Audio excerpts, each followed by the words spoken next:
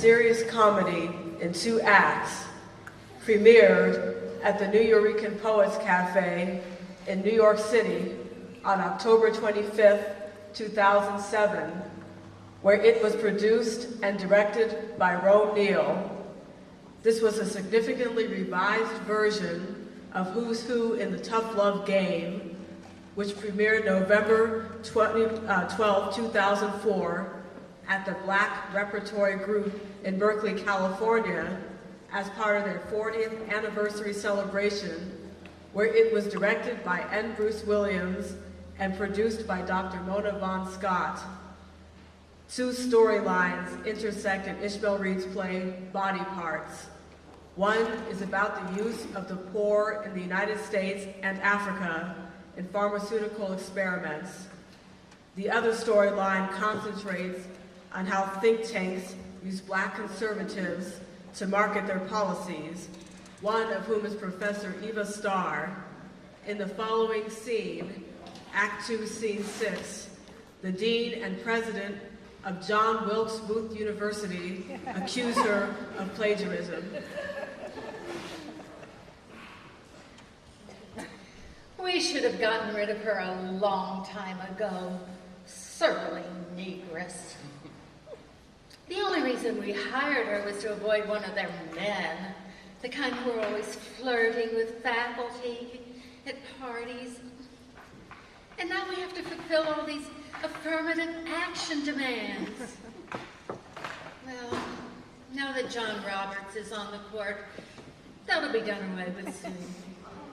We have an excuse to get rid of her. She writes the same book over and over again, repeating the same arguments. I never had much use for her. You sure there won't be riots? The students might come into your office at the president's mansion and stage a sit-in.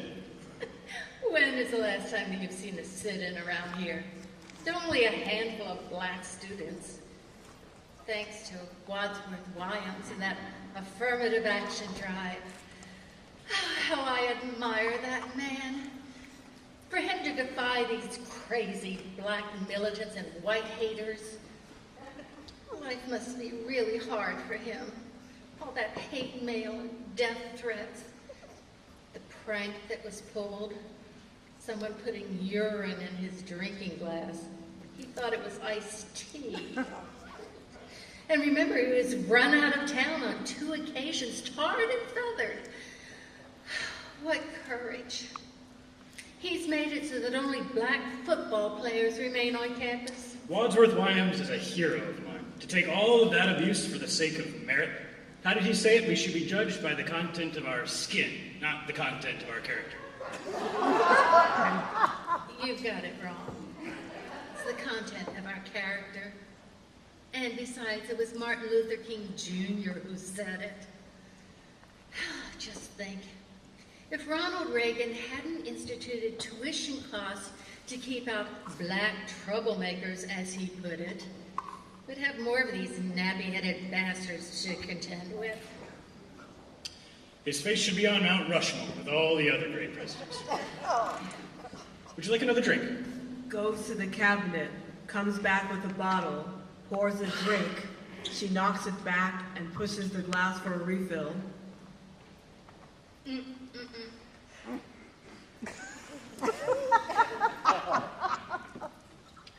What about women's studies? Are you sure they won't cause some trouble at the sight of one of their Black sisters being let go? I'm bringing in a young scholar from Kenya to replace her. Oh, you don't keep tabs on the changes in radical chic as I do. Even those women's studies crowds, they're getting weary of these traditional African Americans, as they like to call themselves nowadays. Vanity Fair devoted a whole issue to Africa. Besides, unlike these disgruntled Black Americans, this Kenyan scholar is glad to be here, thinks that America is a utopia. Oh, she has this phony British accent, has a framed photo of Queen Elizabeth over her fireplace in her college apartment. she doesn't work out, we'll just hire one of those Indian South Asians. Among those colored groups, they're the most assimilable, like household pets. Why shouldn't she be happy to be here? The African continent is a basket case. Wars, famine, those people are never going to get it together. Lawrence Summers is right. We should turn the Sub-Sahara into a dumping ground for our waste. She was educated by nuns. Perfect. But by the way, who informed you of the plagiarism in Miss Starr's book, Brothers Atone? Oh, it was an anonymous package. It cited all the passages that were borrowed from some French writer. I need another drink. Anthony Hall accommodates. You know, George is going out of town for some scientific convention in Switzerland. He'll be gone 3 weeks. We could go up to the cabin in Tahoe. What about Anne? I'll tell her I need some privacy. Work on my book about the pagan influences on the works of John Donne. She always falls for that one. This weekend? I'll meet you there. You know, you've been working on that book for 30 years. It's become increasingly difficult for me to cover for you. I mean, there's already gossip about how I led the fight for your tenure and appointed your dean, and you haven't published a single article or a book. I won't disappoint you. Are you mad? If anyone finds out about our relationship, it'll ruin us both. Anthony Hall's phone rings. Send her in.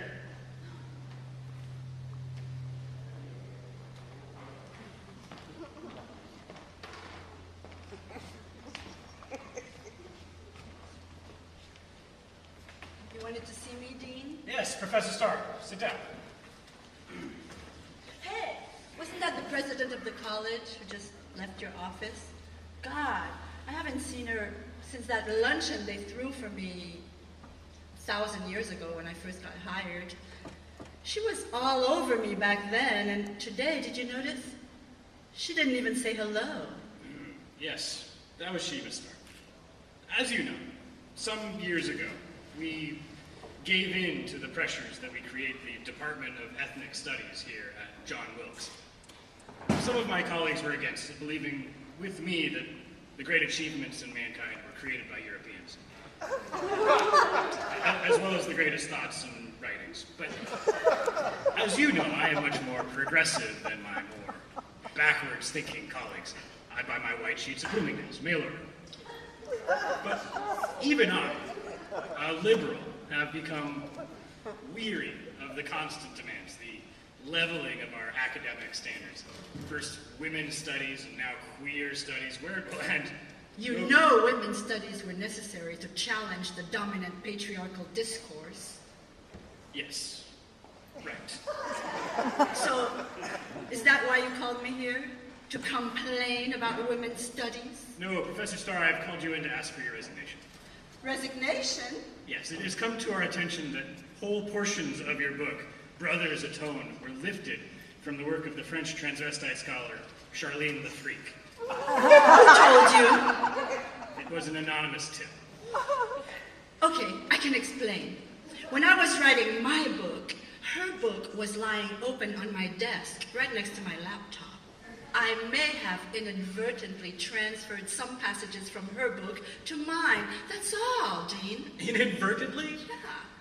Please, Miss Starr. There are 50 lines from her book that show up in yours. Here is a complete computer analysis compiled by my staff.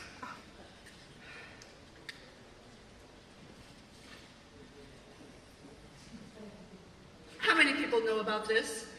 We had to protect ourselves. The papers are running stories in tomorrow's editions. What? San Francisco Chronicle, Oakland Tribune, Contra Costa Times, Montclarian, and the San Jose Mercury News. My reputation. And we also felt obligated to inform the Tough Love Institute of your transgressions. After all, the late Mr. Olney was one of our most generous contributors.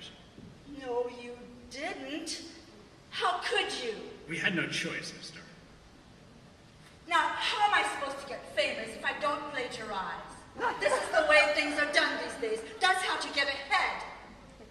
Check out that fellow from the New Republic. What's his name? Stephen Glass. No one would have ever thought of giving him a book contract if he hadn't been caught plagiarizing. Now, Stephen Glass's story was even made into a movie. Did you know that? What about you and your colleagues from this faculty? The only difference between you and them and me is that you credit your sources. It's still footnote plagiarism, man. Not one single original theory has arisen from this campus since the college was founded 100 years ago. And what about you? You've been on this faculty for 30 years and haven't published one book or one article. What's that all about? How come publish or perish applies to everybody else except you?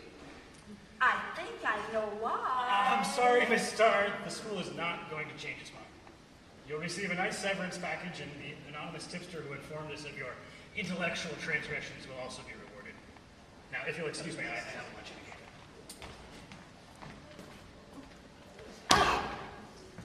Who can that anonymous tipster be? My ex-husband? I'll bet. Jealousy. Of course. Look at me. My name's in the newspapers all the time. And what's he doing?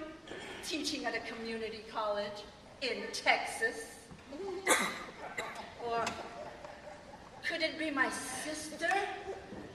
During my entire childhood, all I'd ever hear was J-Dean, J-Dean, J-Dean, J-Dean this and J-Dean that. They all thought she would be the one to succeed. Talented, pretty. She was the one with all the dates. But now, she's in and out of the Betty Ford Clinic. Ha! Ew. Maybe it was one of those horrid nationalists. The one who was made an honorary chieftain during a trip to Africa.